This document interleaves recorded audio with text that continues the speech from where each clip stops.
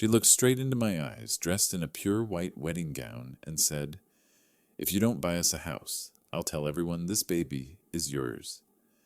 In that moment, I didn't see a bride. I saw a blackmailer wearing an angel's dress. The entire banquet hall glimmered under the crystal lights I had installed myself. And I realized the most beautiful light can reveal the filthiest souls.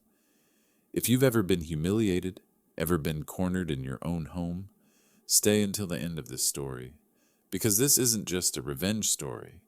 It's a lesson in how a man can flip the switch of justice in the darkest night of betrayal. Leave a single dot if you believe the light of truth can burn away every lie. And don't forget to subscribe, share this story, and write where you're listening from, so every week we can light another spark for those once swallowed by the dark. February in Flagstaff was cold and clear, sunlight slicing through the thin line of pines. I was adjusting the hospital's lighting fixtures, carefully angling each lamp for even brightness, when my phone buzzed in my jacket pocket. "Nathan?" My son rarely called during work hours. "Dad, Jessica's pregnant. We're getting married. 2 weeks from now." His voice rushed, a mix of excitement and fear. I stood frozen on the concrete floor, trying to make sure I'd heard right. "You're sure?" I asked. "Yeah. I want you to meet her tonight." I nodded, though he couldn't see it. Nathan had only known this girl for 3 months. Maybe I was just old, slow to the rhythm of the young. Still, a knot of unease settled in my chest. That night, I drove home to Oak Creek, the wooden house my late wife, Evelyn, and I had built in 1995. The road curved through thin snow and leaning trees. The bronze sign reading Whitaker Electric & Co.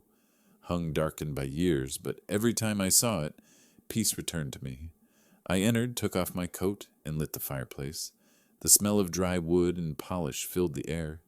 On the kitchen shelf, Evelyn's small pliers still lay where she'd left them. I'd never moved them, as if keeping them there kept her breath in the room. I grilled 2 steaks, baked some potatoes, and made a salad. Nothing fancy, but I wanted it right. On the table, I set 2 wine glasses and the porcelain dishes Evelyn had loved. Even after years alone, I still set the table for company. At 7:15, snow began to fall again. Tires crunched on the driveway. Nathan came in first, still with that quick energy of the boy I'd once taught to ride a bike. He hugged me tight. Behind him stood Jessica Lowell, the woman I'd only seen in photos. She wore a gray coat, dark hair tied neatly, a bright face, and a confident smile. "Good evening, Mr. Whitaker," she said, extending her hand. "I've heard so much about you." "Call me Elias," I replied. "Come in. It's cold out there." Her eyes scanned the room, landing on the oak cabinet and Evelyn's old grandfather clock. Some people looked to admire, others to assess. I hadn't decided which she was yet. Dinner began on a polite note. Jessica talked about managing a spa in Sedona, the celebrity clients, her dream of opening her own. Nathan served her food with quiet pride. "How long have you been in the electrical business?" she asked, swirling her wine. "Over 40 years, I said. "Started my own company when Nathan was in high school. I heard the county hospital lighting looks incredible. Must have been a big contract," I smiled. "Big enough to keep my crew working year-round," she nodded, tone soft but sharp. "I've always believed that a man who builds something great passes that fortune on to his family." Nathan shifted uneasily and changed the subject. I said nothing. Words like that may sound polite, but they linger like a spark too close to dry wood. After dinner, Jessica stood, admiring the cabinet. "These antiques are gorgeous. May I take a few pictures?" "If you like. Just no flash," I said, keeping my tone even. She smiled, lifted her phone. A few soft clicks followed. When she leaned slightly, I noticed the lens sweep past the corner, where the clock and Evelyn's wedding photo hung. Before leaving, Nathan hugged me again. Jessica only smiled. "Thank you, Mr. Whitaker. Dinner was lovely. See you at Copper Creek Lodge in 2 weeks." I stood at the door as their car disappeared through the pines. Silence filled the house again. I cleared the table, washed the dishes, and dried each glass. Everything returned to order, yet somehow the room felt emptier. I sat at my desk, opened an old leather notebook, and wrote a few lines. 3 months together, 2 weeks to wed, too fast, unsure if her heart is true. Stay calm. Outside, the wind howled through the branches. I closed the notebook, dimmed the lights, leaving only a warm glow in the living room. After decades in the trade, I knew one thing. Light that's too bright blinds you. Only the right amount lets you see clearly. From now on, I promised myself I'd look closer at the woman about to become my daughter-in-law, and at the part of myself that still trusted too easily. 2 days after the dinner at my house, Nathan texted me, "Dad, Jessica and I would love for you to come down to Sedona for dinner Friday night. She wants to introduce you to a few friends." I agreed, thinking maybe they were trying to ease the tension from our awkward first meeting. I left Flagstaff at 4 in the afternoon, driving along Highway 89A down into the valley. The sky was golden and Sedona's signature red cliffs blazed under the sun. When I arrived, Verona on the Creek was packed. It was the kind of place where the crystal lights shimmered, jazz hummed softly, and every plate probably cost half a day's wage for one of my electricians. Nathan and Jessica were already seated by the window, joined by 2 of her friends, well-dressed, loud, and laughing. Nathan rose when he saw me. "Dad, this is Jessica and her friends, Karen and Luke. They work in hospitality." Jessica stood, her smile sharp as a blade. "Mr. Whitaker, I'm so glad you came. Tonight's like a little family welcome dinner, right, Nathan?" He laughed awkwardly. I took my seat and watched as Jessica ran the entire table. She ordered for everyone, chose the most expensive bottle of wine without asking, and began telling stories about her VIP clients and plans to open a spa chain in Scottsdale. Compliments and laughter filled the air. "I heard Whitaker Electric is one of the biggest contractors in northern Arizona, right?" Karen asked. Jessica tilted her head. "Yes, Nathan's father is behind some major projects. Hospitals, shopping centers. I heard it brings in a few million a year." I smiled. "You're exaggerating. It's just a small contracting business. I'm grateful it keeps my team employed." Jessica raised an eyebrow. "Still, running your own company at your age is impressive. Nathan's lucky to have such a solid family background." The words sounded like praise, but her tone made my spine stiffen. I changed the subject, asking about their wedding plans. Jessica spoke precisely. Venue, guest list, even the luxury package at Copper Creek Lodge. About $86,000 in total.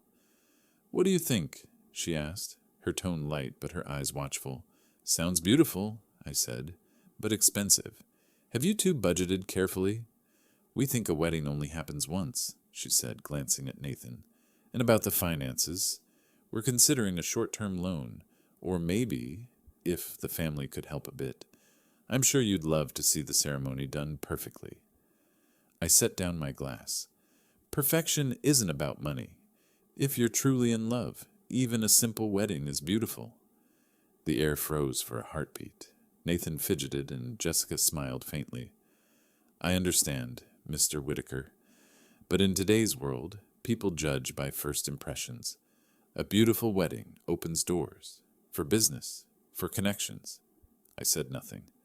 The table buzzed again, but all I heard was the quiet clink of silverware. Something felt off. Every word she spoke seemed calibrated to gauge my reactions. After dinner, she stood and pulled out her phone. "Would you like to see the sample wedding photos?" she asked, swiping through glossy pictures of elegant halls and glittering chandeliers. I leaned closer politely. Then I noticed her finger slide quickly, switching to video mode. She raised the phone slightly, panning across the table. Not just me and Nathan, but the restaurant logo, the background bottles, everything. The red recording icon blinked in the corner. "Are you recording?" I asked casually. She hesitated a fraction, then smiled. "Just for fun. I want to capture our first dinner together. Make it a keepsake." "Keepsakes are nice," I said slowly. "Just remember to stop before the wine runs out." or you might record something you regret. She laughed and nodded, but her eyes flickered, measuring, not embarrassed. I looked down at my glass. Small things like that often mean more than they seem. People don't film for memories during dinner unless they need proof of something later. I nodded politely, but my chest felt heavy. When we said goodbye, her handshake was firm and cold. Mr. Whitaker, thank you for coming. I hope the wedding makes you proud. If Nathan's happy, I will be, I said. Driving home, the rain had eased, leaving the road slick like oil. My headlights spread a dim yellow glow across the wet asphalt. One thought echoed in my head. You can measure current with an ammeter, but there's no device that measures greed. Back home, I opened my notebook. Beneath the line, 3 months together, 2 weeks to wed, I added a note. She didn't ask about family, only about money. Eyes of someone who's used to putting a price on everything. I closed the book. Outside, the wind howled against the tin roof. Inside, the house still glowed warmly, but I knew another kind of light, harsher and far more dangerous, had just entered my son's life. The next morning, Flagstaff was wrapped in thick fog. The sun hadn't risen yet. The eastern sky glowed faintly like a weak electric wire. I woke early, brewed a cup of black coffee, and sat at the workbench in my shop. The smell of copper, insulating varnish, and coffee mingled, the scent of mornings I always called the smell of alertness. On the desk, my phone still displayed last night's call. Nathan and Jessica, Verona on the Creek. The words glowed like a quiet reminder I'd never been comfortable being filmed without being asked. Maybe for young people it was nothing, but in my mind it left a thin scar, like a burn mark on plastic from a careless weld. I opened my laptop and typed into the search bar, Jessica Lowell Sedona Spa. Dozens of results appeared, photos of her in a white uniform, smiling beside rows of oils, a few promotional interviews, and one faded notice. Lowell Aesthetics, contract terminated due to outstanding debt. I clicked it, a report dated March of last year, 10 months ago. It read, unpaid balance $43,000.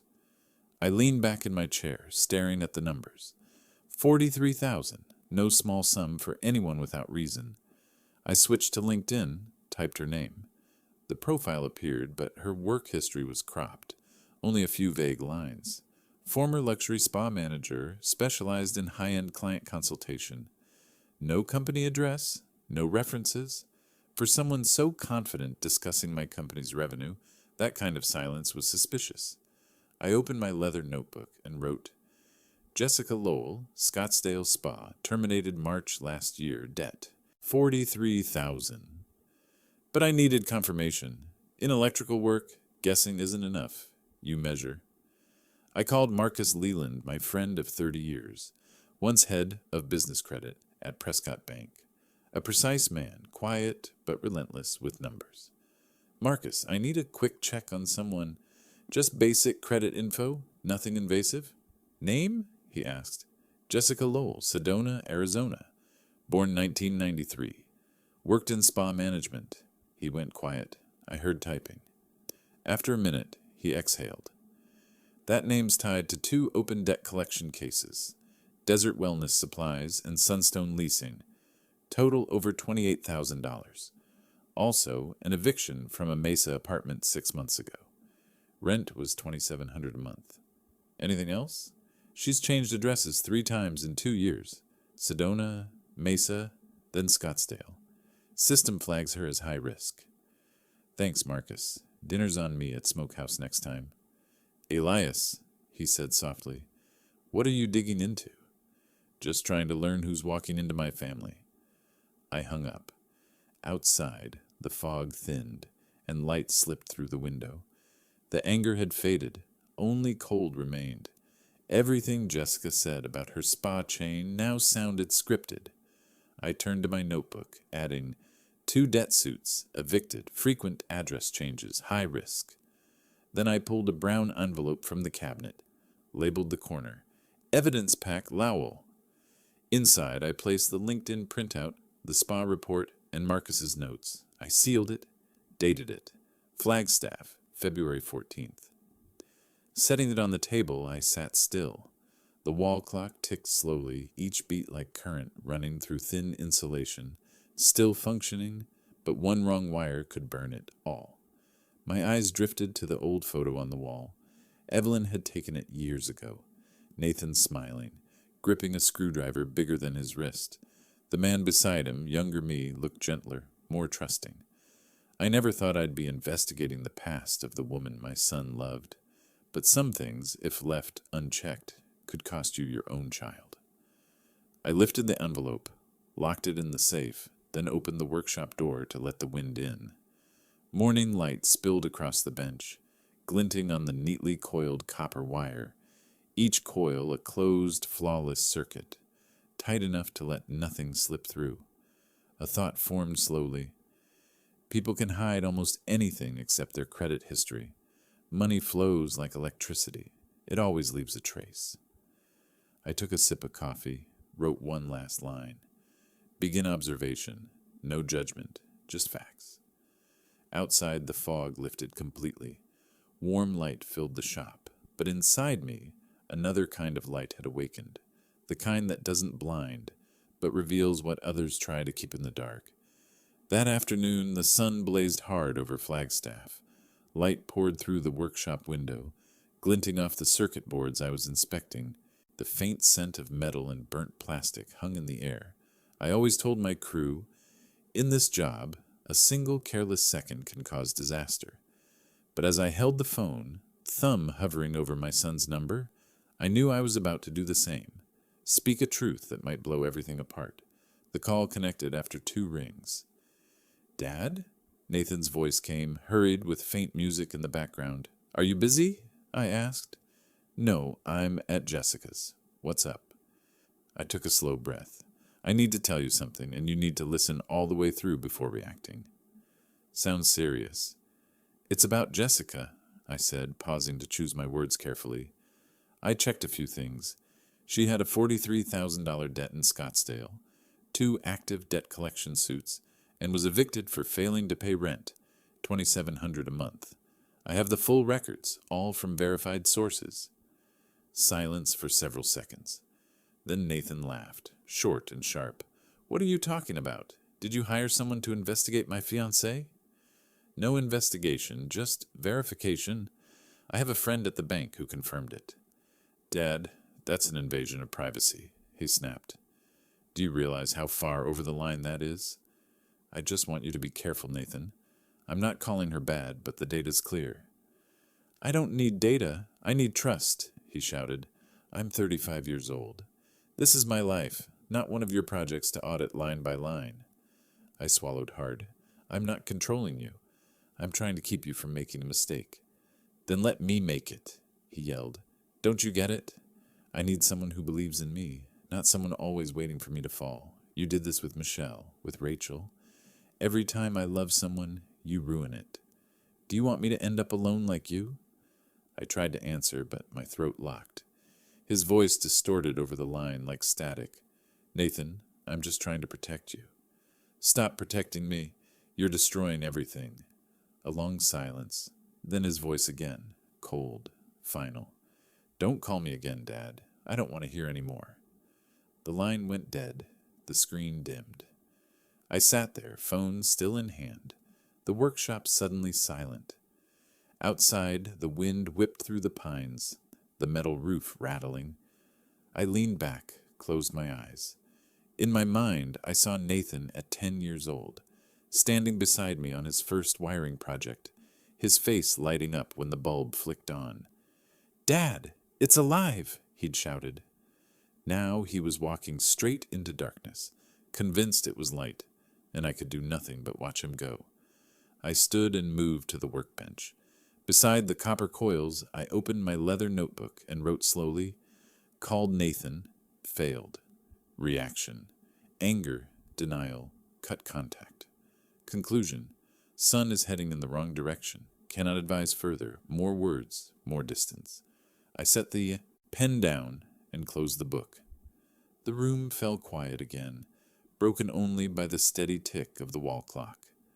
Outside, sunset flared red like sparks from a welding torch. I poured a small glass of bourbon and stared at Evelyn's photo on the wall. Her eyes seemed to say, "You can't protect him forever?" I sighed. "My son's entering a dangerous circuit," I wrote in my journal, my hand trembling slightly, "and he has no idea." Then I closed the notebook and switched off the lamp. In the dark, only the faint glow of the timer light remained, like the soul of something still running quietly, waiting to be repaired before it shuts down for good. 2 days before the wedding, Sedona was drenched in sunlight. The red mountains outside the workshop windows glowed like heated steel. I was checking the lighting circuits for a new school project when my phone buzzed. The message came from a familiar number, Jessica Lowell. "We need to talk, for Nathan's sake." I stared at the words, reading them over and over. Her tone was cold, polite, and calculated. No please, no emotion, just a command disguised as concern. I sat still, listening to the whir of a drill from the next building.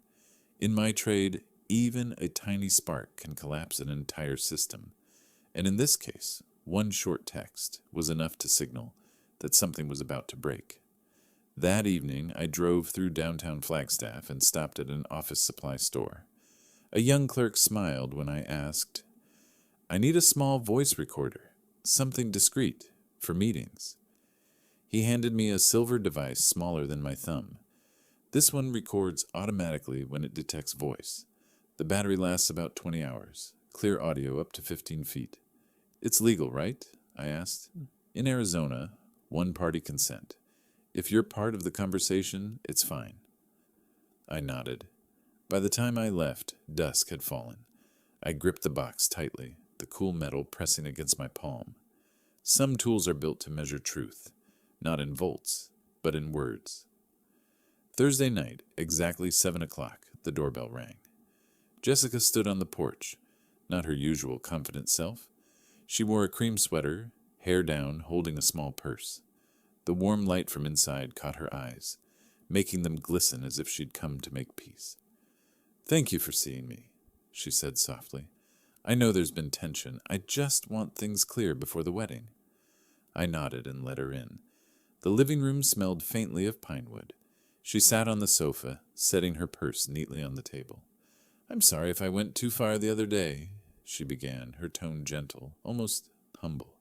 "I'm just worried about Nathan. The wedding's close, and I don't want stress." "Understandable," I said calmly. She smiled, eyes lowered. "I really want to do things right. But you know, the Copper Creek Lodge ceremony isn't cheap. Nathan's under a lot of pressure." I stayed quiet. Her voice softened further.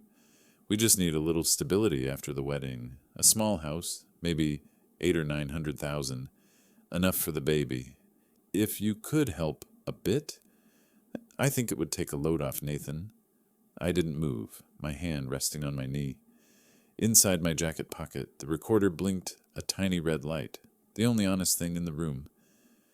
"Jessica," I said evenly, "we can discuss all that after the wedding. What matters is that you two are happy." She bit her lip, her smile faltering before she forced it back. "You're always so calm, Mr. Whitaker. I just thought, if you saw me as real family, you'd want to help." I met her eyes directly. "People help when they trust, Jessica, and trust only comes when they see sincerity." Her eyes flickered. She stood up. "I understand. Excuse me then. Good night." The door closed softly. I sat motionless, listening as her car faded into the distance. The house was silent except for the clock's steady ticking and the tiny red light still blinking from my pocket. I pulled the recorder out and pressed stop. A faint click. I set it on the table, staring at the small silver device. There are sounds the human ear misses, but machines don't. Some words sound sweet, but only when replayed do you hear how cold they truly are. I played it back. Her voice filled the room. Smooth, measured, every pause deliberate. A small house, maybe 800 or 900,000, if you could help a bit. The sentence crackled through the speaker like an exposed wire. It wasn't the volume that chilled me. It was the precision, the practiced calculation in every syllable. I stopped the recording and leaned back. Outside, rain began to fall, pattering against the tin roof, mixing with the whisper of wind through the pines. I poured a small bourbon, sipped slowly, and opened my notebook. Evidence pack, Lowell, February 17th, in-person meeting, soft tone, goal centered on post-wedding house funds, mentioned specific numbers, spoke only of money, not Nathan, calculated tone behind emotional facade. I closed the book. The rain grew heavier, drumming harder on the roof. In that rhythm I realized something. Some people don't use threats or knives. They use sweetness like insulation, hiding a current strong enough to burn a family to ashes. I slipped the recorder into a brown envelope, sealed it, and wrote on the front, Audio evidence, night of February 17th. Thunder rolled in the distance. For a brief moment, lightning flashed across the window, reflecting my face, older, quieter, but more certain than ever. Justice sometimes begins with nothing more than a single click. That morning, the sky over Sedona was impossibly blue. Sunlight poured over the red cliffs, gleaming like burnished copper. I drove along the road toward Copper Creek Lodge, the place where my son's wedding would take place. It was a luxury resort, one that Whitaker Electric and Co. had wired 3 years earlier. Every light, every circuit had passed through my hands, and yet today, that same place would serve as the stage for a play I never wanted to see. When I arrived, the entrance was crowded with luxury cars.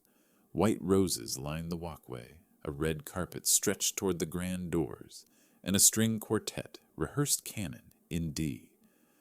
Around 200 guests mingled, dressed in suits and gowns, the air thick with perfume and champagne. The chandeliers above glittered like falling stars. I paused, staring at the wooden arch where a sign read, Nathan and Jessica, a love that lights the world. The slogan made me laugh bitterly. Light, the very thing I'd spent my life building, was now being used to hide the darkness in this story. A young attendant approached, bowing politely. Mr. Whitaker, welcome. The bride asked to meet you privately before the ceremony. She's waiting upstairs, VIP lounge. I nodded. As I climbed the stairs, a strange calm settled over me. Not fear, just the quiet of someone who already knows what's coming. She had messaged me 2 days earlier, and I knew this would be Jessica Lowell's final move. The room upstairs glowed in soft daylight. She stood near the window in an ivory gown, hair pinned high, a string of pearls glinting across her shoulders. The wind stirred the curtains, making her look almost ethereal, if you didn't know what lay beneath. Thank you for coming early, she said softly. I know we've had misunderstandings. I just want everything to be peaceful for Nathan. So do I replied evenly. If you're sincere, I'll never stand in your way.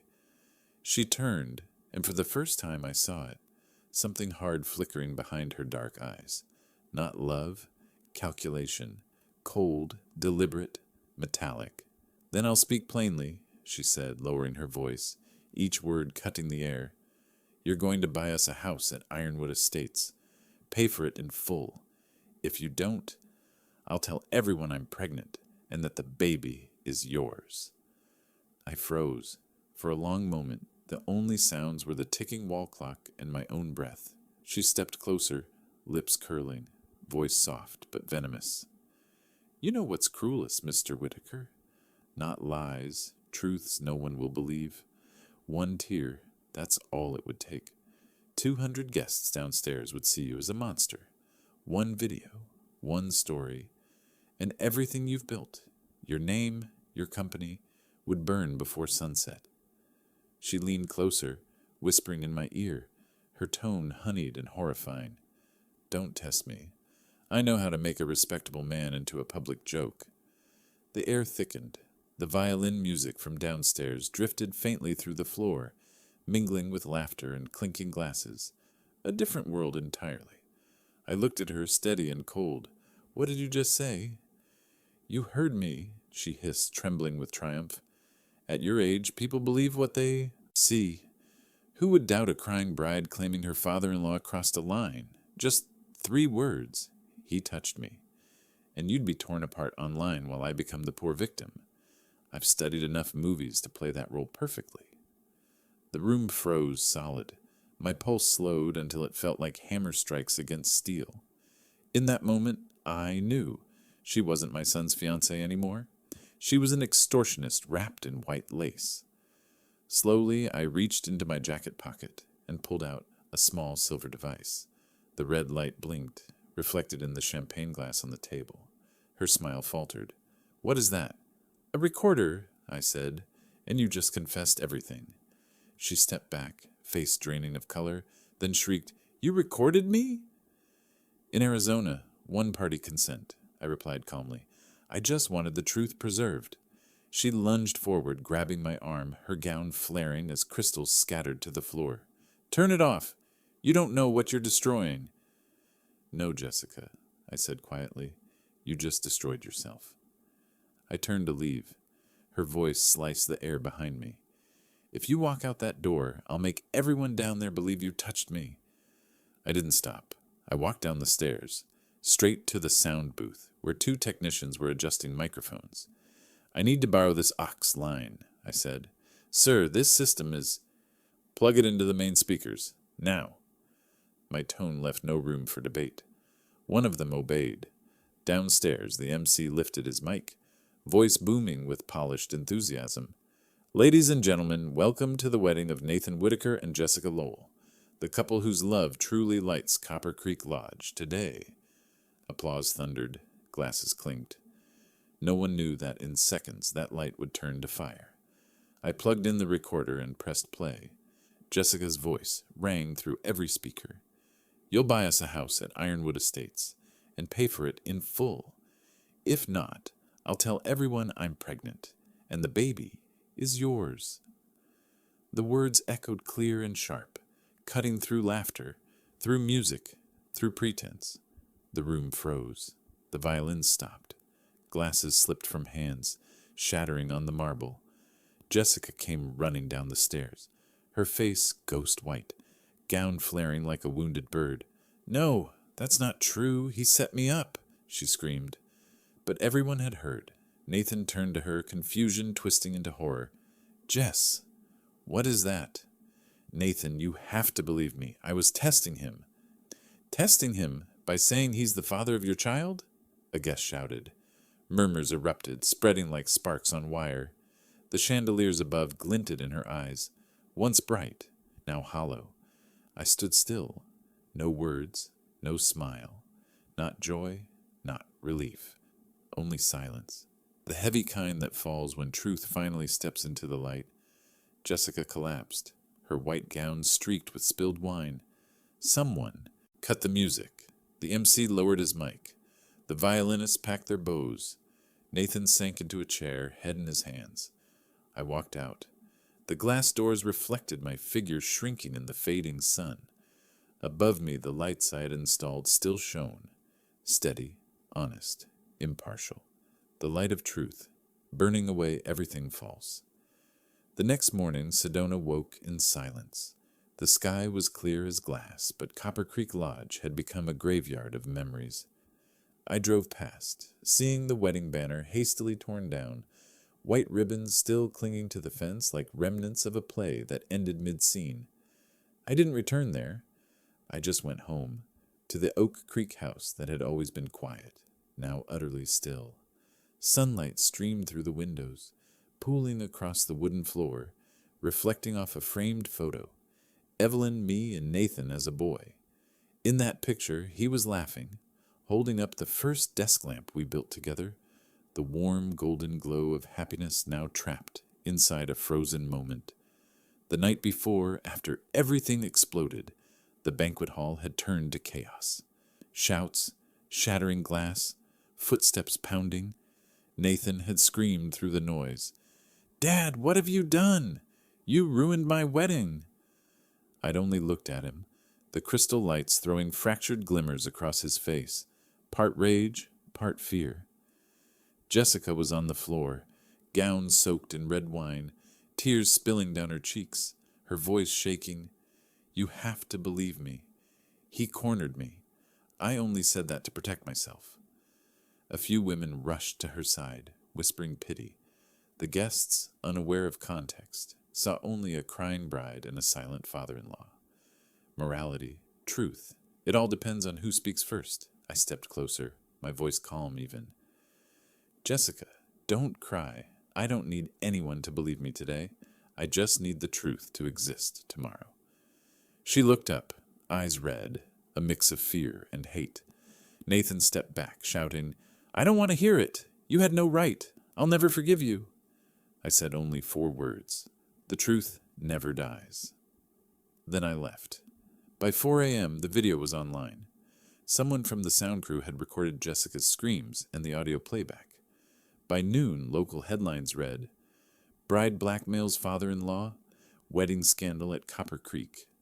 Another, "Crisis at Sedona Resort, groom's father exposes bride's threats."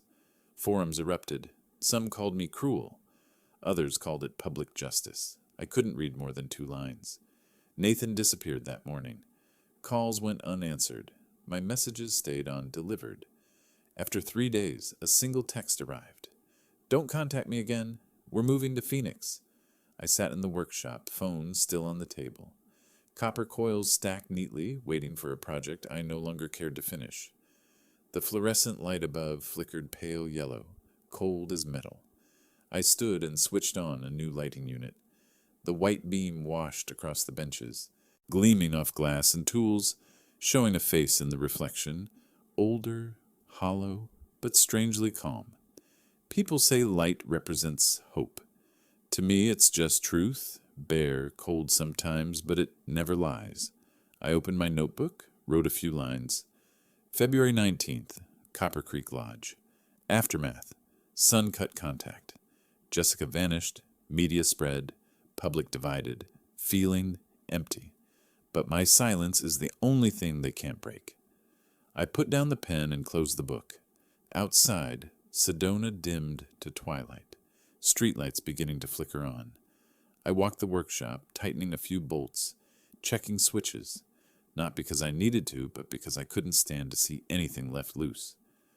The night wind slipped through the door cracks, carrying the scent of copper dust and burnt wood. I stood watching the fluorescent lights hum one by one, each bulb glowing cold and steady. Everyone has a memory, illuminating what I wish I could forget. In that space, I heard my own words echo. The truth never dies. And I understood. Light, even when hated, still shines. Even when no one wants to see it, it remains, steady, thankless, but unwavering. I turned off every light except one, the small lamp on my desk. Its faint pulse flickered like a breath, the last light in a long night, shining on a man who had lost everything except one thing, his faith in justice. 3 days after the Copper Creek incident, a thick envelope arrived at my Sedona post office box. The letterhead read Lowell and Finch, LLP, Phoenix, Arizona. I opened it, and the first line hit like a jolt of current. Plaintiff, Jessica Lowell and Nathan Whitaker. Defendant, Elias Whitaker. Cause, emotional distress and defamation, $500,000 USD. $500,000, the price they had set for a father's honor. I sat motionless in the workshop, listening to the wind whistle through the corrugated roof. Outside, the sunset bled red across the mountains. Inside, I felt that same burning hue. Not anger, but the surge of an overloaded circuit. I called Richard Denton, an old friend and the attorney who'd handled my business contracts for years. He picked up after 2 rings, his calm, gravelly voice carrying the tone of a man who'd argued too many cases. "Elias, I've reviewed everything. The recording is legal. Arizona's one-party consent law protects you. She has no criminal grounds for this, but I have to warn you." "Warn me of what, Richard?" "She'll pivot. When a manipulator is exposed, they play victim. Be ready. The media will turn." I gave a dry laugh. I've worked in darkness all my life, Richard. If truth is branded a sin, I'll wear it. That evening, while I was cleaning the old tools, a silver SUV stopped outside the workshop. Its headlights dimmed slowly. The door opened and a woman stepped out, slender, silver-haired, holding a worn brown leather bag. Mr. Whitaker? Her voice trembled slightly but stayed firm. Yes, that's me. I'm Barbara Lowell, Jessica's mother. I froze, not out of fear, but disbelief. Her face carried faint traces of Jessica's, though her eyes looked weary, as if they'd witnessed too much. I invited her in. Under the harsh fluorescent light, the copper coils glimmered faintly through a thin layer of dust. She placed her bag on the table, her hands shaking as she opened a small envelope. I'm not here to defend my daughter, Mr. Whitaker, she said quietly. I'm here because I'm also a victim. She slid out a stack of printed photos, screenshots of text messages between Jessica and someone named Amanda Lowell, her younger sister. The dates and times were clear. Once this one's done, we'll find another old man. They're easy. Just cry at the right time. Good. Don't let him record. Pretend to be weak one more week and it's over. If his son doesn't believe him, even better. Let them fight each other. I stared at the words, each line driving deeper like a drill through metal.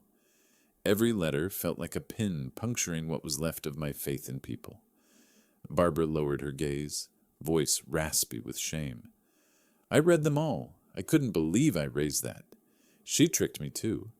Took my savings. Said it was for business. I lost nearly everything. All I have now is a small apartment in Tempe. But I can't let you stand alone. For a moment, I couldn't speak. I looked at her hands, thin veins showing through the skin, hands that had once worked hard for a child who'd only given her disgrace. How long have you had these? 3 days. Amanda came back from California and handed them to me. She said, Mom, she's killing people with her lies. I knew I had to do something. I nodded slowly. Thank you for coming. No one should feel shame for telling the truth. She smiled faintly, sadness in her eyes. Maybe we, two old souls, both betrayed, can still do something decent. I pulled out a chair for her and poured 2 cups of tea. Moonlight drifted through the window, glinting off the metal tools. Mrs. Lowell, I'll have Attorney Denton handle the lawsuit. But with your permission, I'd like to open a new case file. Evidence pack, Lowell Family Records. These messages will start it. She straightened, her voice steady now. I agree. I'm not afraid of her anymore. She's gone too far. We sat together in silence, 2 people hollowed out by betrayal, sharing a single fragile spark of justice. I looked up at the fluorescent lamp above us, white, cold, but honest. In that still moment, I understood. Sometimes the truth only needs 2 witnesses, one to speak it and one brave enough to listen. I opened my drawer, took out a fresh label, and stuck it on the front of the folder. Alliance Formation, Barbara Lowell and Elias Whitaker. Date, February 24th, 2025. When I signed, she reached across and gripped my hand. Her palm was cold, but strong. End this, Mr. Whitaker, she said softly. Not for revenge, but for the next people she'll hurt if we stay silent. I nodded. Outside, the wind moved through the pines. Inside, the light held steady, shining on 2 people, one who'd lost her child, one who'd lost his honor, now allies in the quiet fight to reclaim the truth. After meeting Mrs. Barbara Lowell, I knew I was no longer alone. Some battles fought in solitude are called revenge, but when another person stands beside you, they become justice. 3 days later, I sat with attorney Richard Denton and Barbara around the workbench in my shop. A large map of the United States lay open before us, 3 red dots connected by thin pencil lines. Each dot marked a name, a man who had once fallen into Jessica's web. Case 1, Scott Heller, accountant from Prescott, year 2018, I said evenly. She met him on a dating app. 2 months later, he wired her $40,000 to help open a spa. When he asked for repayment, She claimed she was pregnant. He lost his job, his wife, nearly his sanity. I set down the second folder. Case 2. Donald Ames, engineer from Mesa, year 2020. She used another name, Jessica Lynn, met him at a yoga center. He transferred $35,000 to clear her credit debt. Then came a letter accusing him of forcing an abortion. No proof, no apology. Barbara sat silently, hands wrapped around a cup of tea. The fluorescent light accentuated every wrinkle etched by disappointment. I never knew, she whispered. She lived off others and left them in ruins. Richard opened the third folder. Case 3. Harold Decker, electronics shop owner in Chandler, year 2022. Total, $80,000 in cash and a Lexus. Same pattern, romance, debt, fake pregnancy, blackmail. He slid the file toward me. None of them filed charges, Elias. They feared public humiliation. She targeted their weaknesses. I took a pen and drew 3 small symbols on a blank page. Beneath each I wrote, source, load, short. Source is emotion. She knows where the current is. Load is trust. The more you give, the more you drain. Short is conflict, the moment the system burns out. Richard gave a faint, knowing smile. Even now you speak in the language of circuits, even about people. I closed the notebook. She's a repeating system. Once the cycle ends, she just replaces the subject. Barbara's voice cracked softly. Elias, now I understand. You're not just defending your son. You're protecting every man too ashamed to speak. I looked at her. Her eyes no longer carried despair, but the faint light of someone rediscovering faith in truth. I'm not after revenge, Barbara. I just don't want her crimes forgotten, I said hoarsely. If the law hasn't reached her, evidence will. Richard nodded. I'll contact the 3 men. If they sign affidavits, Jessica's case collapses immediately. Barbara handed me a small stack of photos. I also found these on her old phone. Messages with someone called Harrison Builder. Same scheme. He might be the 4th. I flipped through the prints. Sweet texts, wine glasses, hotel receipts. The melody of deceit was identical. Same rhythm, new victims. Outside, the night deepened. The wind rustled through pine trees, carrying the damp scent of post-rain earth. Inside, the fluorescent glow spread across the metal table, illuminating our faces. 3 people from different lives, each scarred by one. Barbara's voice was soft as mist. Elias, I never imagined feeling peace sitting beside the man my daughter tried to destroy. But I do. I met her eyes and smiled faintly. Because justice doesn't need noise, Barbara. It only needs someone willing to say, enough. We stayed late. Richard left first. Barbara and I lingered. I poured more tea. Steam rose, mingling with the woody air. Her eyes wandered over the rows of glowing lamps. I understand why you chose this work, Elias. Light can't lie. Wherever it shines, truth appears. I nodded slowly. And even when people hate it, light still turns on when the switch is pressed. Just like justice. She smiled. The reflection of the bulbs shimmered across her silver hair, making her seem haloed by quiet resolve. In that moment, I sensed something forming among the wreckage. Not love, but empathy between 2 souls who'd both been betrayed. I wrote in my logbook, February 27th, pattern of predators. 3 victims, 1 method. Total amount, $155,000. Alliance established. Evidence bright enough. Justice, like a circuit, only needs 1 true connection for the whole system to light up. Outside, the moon rose over the ridge, and in its pale glow, I knew Jessica's game was about to end. The preliminary hearing took place on a Monday morning in early March at the Coconino County Courthouse in Arizona. Snow drifted lightly across the granite steps, melting into water as it touched the ground. I arrived early, wearing my old gray suit, holding a thick sealed folder labeled Evidence Pack, Lowell. Morning light streamed through the tall glass windows, cold and sharp as white electric light, revealing every detail, from the wrinkles on my hands to the brass plaque that read, Superior Court of Coconino County. The courtroom was full.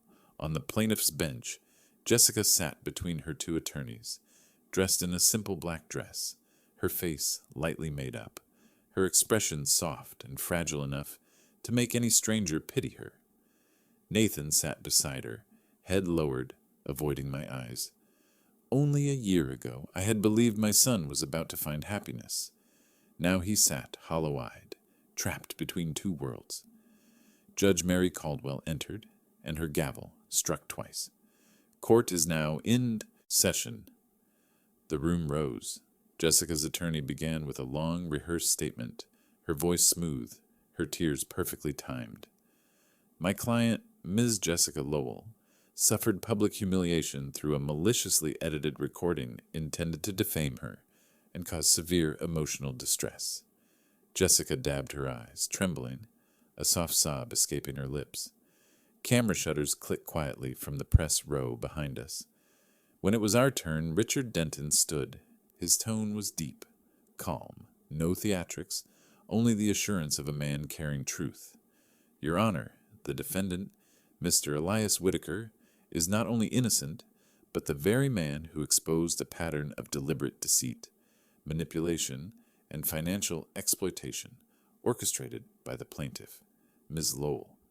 He opened the folder and laid out the documents one by one. Exhibit A, a legally obtained audio recording verified by an audio forensic specialist, report number 117B. Exhibit B, 3 sworn affidavits from independent victims, Mr. Scott Heller, Mr. Donald Ames, and Mr. Harold Decker, each confirming identical methods of emotional and financial blackmail. Exhibit C, articles of incorporation for a fake business, Lowell Wellness, LLC, registered under the plaintiff's name, used solely for fraudulent wire transfers. Exhibit D, bank trace from Cayman Bank Holdings showing total deposits of $155,000 over 4 years. The room stirred. The judge rapped her gavel once. Order, Richard pointed toward the audience.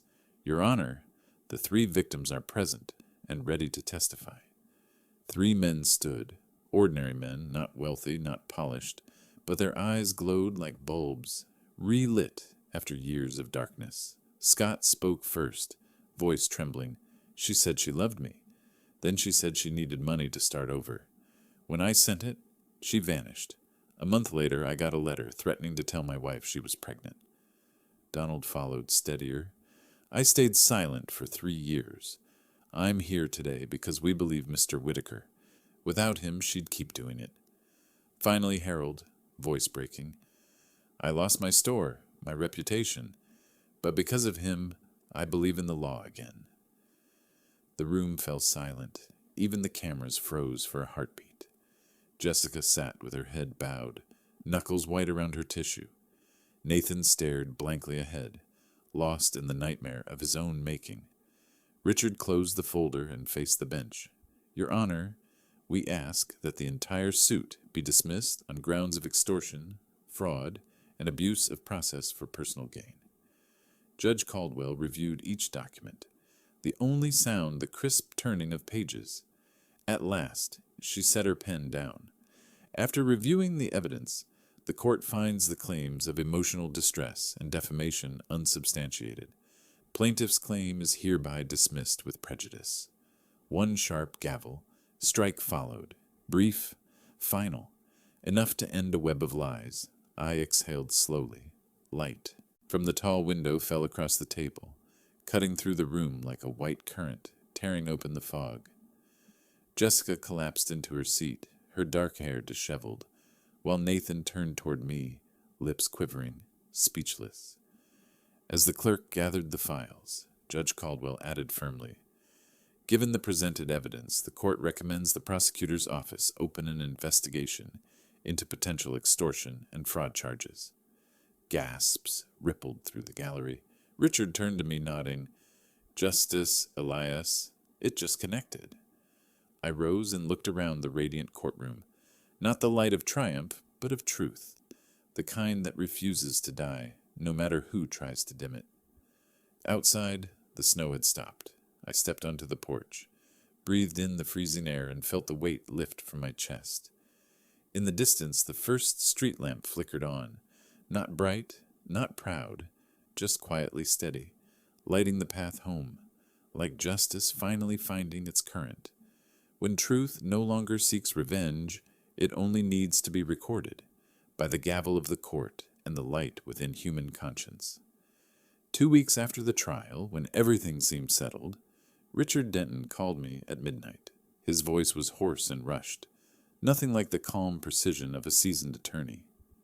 "Elias, I just got word from the private investigators. Jessica hasn't stopped." I set my coffee cup down. "What do you mean?" "She's working with a man named Brian Miller, loan officer at a Phoenix regional bank. They're planning to fabricate bank records to make it look like you embezzled funds from Whitaker Electric, then send them anonymously to the IRS. I've seen the emails, Elias. They're meeting this Friday night at the Lantern Bistro." I froze for a moment. What I felt wasn't anger anymore. It was something colder, deeper, like a wire chilling from the inside out. Even after being exposed in court, she still wanted to spark one last fire to burn me completely. I whispered, almost to myself, "If they want to play in the dark, this time I'll let the light speak." The next day I called an old technician who had worked with me for years. We drove to the Lantern Bistro to check the ceiling lights. I told the staff the bulbs were flickering and needed replacement. The manager agreed easily. Within 2 hours, I replaced the entire chandelier array. But inside the crystal housings, I installed miniature cameras and pinhole microphones, all wired to a receiver hidden in my truck outside. Light, what had saved countless projects from darkness, would now bear witness to truth. I arrived an hour early Friday evening, carrying a small laptop linked to the ceiling feed. The restaurant manager, an old client from when Whitaker Electric installed the entire lighting grid, still remembered me. When I said, "Just need to check the east wing wiring," heard the bulbs were flickering, he smiled. "Go right ahead, Mr. Whitaker." In truth, I wasn't just checking bulbs. 3 days earlier, the private investigator had sent me copies of emails between Jessica and Brian, confirming their dinner reservation at Table 9, East Wing, precisely 7 p.m. I knew every inch of that layout. I had drawn the electrical schematics myself 5 years ago. I replaced 3 crystal lamps directly above Table 9, each fitted with a micro camera and directional microphone aimed at the center of the table. The feed lines were concealed through the ceiling junction, something only an engineer who had built it could do unnoticed. When I finished, I asked the manager to reserve a small private room down the corridor for a quiet memorial dinner for my late wife. He smiled. "That room's perfect for 2.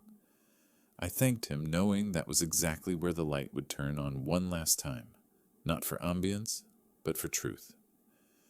Friday evening, I called Nathan. "Are you free tonight? Have dinner with me at the Lantern Bistro. It's your mother's Memorial Day." He hesitated. "Dad, really? I don't know if I should—" "Come," I said softly. "I just want to light a candle for her." He agreed. I knew it was risky, but if he didn't see the truth himself, my words would mean nothing. In the private room, I set the laptop on the table.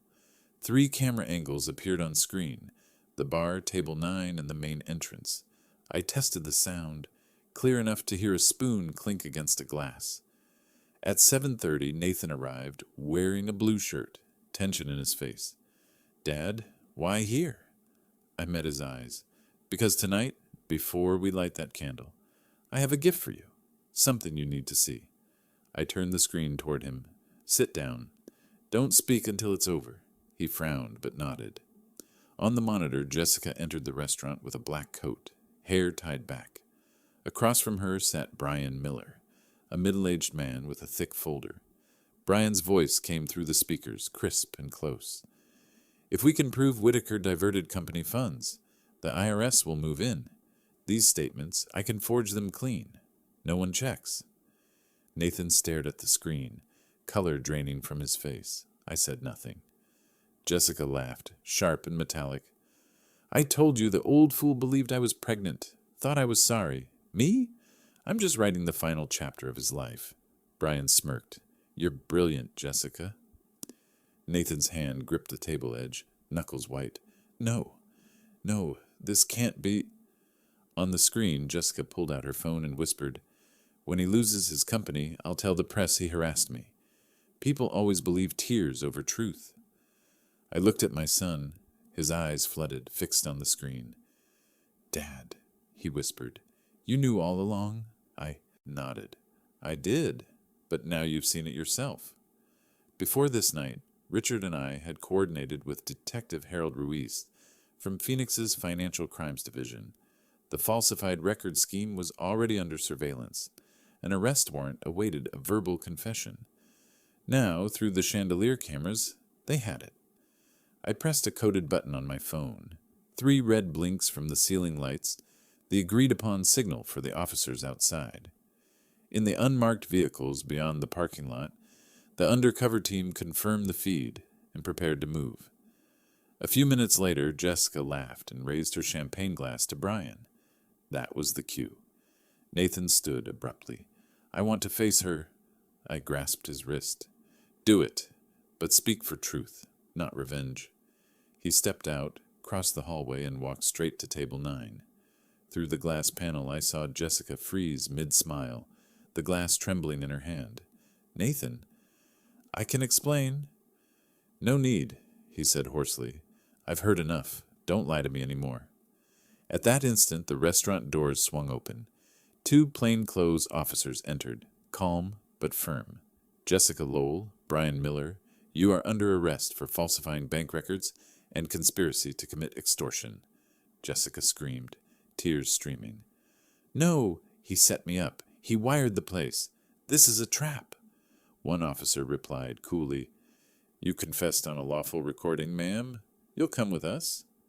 Brian lowered his head, muttering, Didn't think you were that clever, Whitaker. As they were handcuffed and led away, the chandelier lights flickered rhythmically, reflecting across the polished floor like intersecting circuits, completing the final loop of justice. Nathan watched the patrol car pull out, then turned to me, tears falling silently. I placed a hand on his shoulder. You see, son, sometimes justice doesn't need thunder. It only needs someone who knows which switch to flip. Outside, the sirens wailed, red-blue flashes mingling with the restaurant's white glow. The night became a verdict written in light, the last electric spark sealing the circuit of truth. 3 months later, Arizona's summer softened. The sunlight no longer scorched. It glowed warm and gentle like the shop lamps at dusk. I sat in the old office of Whitaker Electric & Co., once filled with blueprints and the whine of drills every morning. Now it was neat, quiet enough to hear my pen glide across paper. On the desk lay the sealed judgment from the Coconino County Court, short, final, stamped in red. Jessica Lowell received 36 months of probation, 180 days of suspended jail time, and $47,000 in restitution. Brian Miller got 24 months in prison under a plea deal for professional misconduct. The local paper headline read, Blackmail case of Phoenix electrician concludes. Justice shines like light. I folded it, feeling neither triumph nor sorrow, only the calm hum of a circuit restored after too long in darkness. One late afternoon, as I was sorting old tools, the workshop door creaked open. Nathan stood there, thinner, hair longer, eyes clearer. He stepped inside, silent for a while before saying softly but firmly, Dad, you pulled me out of the dark. I looked at my son and saw the boy who once followed me to job sites, trembling while gripping a wire cutter, eyes bright with wonder. I said nothing, only opened the cabinet and handed him my old hard hat. Keep it. When you're ready, we'll rewire the circuit together. He smiled through tears, sunlight spilling across his face. A week later, Whitaker Electric & Co. hung a new sign. I invited old crew members, friends, and even Barbara Lowell. the woman brave enough to face her past and help me expose the truth. Together, we mounted a bronze plaque that read, Whitaker Foundation for Apprentice Electricians, Building Skills, Building Character. I used the restitution and my savings to fund scholarships for young people wanting to learn electrical work, especially children of laborers. No more big contracts, no fancy offices. Just the old shop, wires, switches, and kids whose eyes carried the same spark I once had. That night, when everyone left, I stood alone in the workshop. The scent of wood, metal, and dust mixed in the air. I powered on the new LED circuit I had built. Each bulb lit one after another in a steady amber chain, glowing across the ceiling and reflecting on the polished plaques. The light wasn't harsh or showy. It was steady, like the heartbeat of time. I sat down, opened my worn engineering notebook, and wrote the final line of my career. And of this story, justice isn't a flash. It's current that never dies. I set the pen down and looked up. The soft gold light filled the shop, shining over the Whitaker Foundation plaque. In it, I saw my wife's reflection, and beside her, our son, once lost, now standing with me beneath the same light. Outside, the desert wind carried the scent of metal and dust.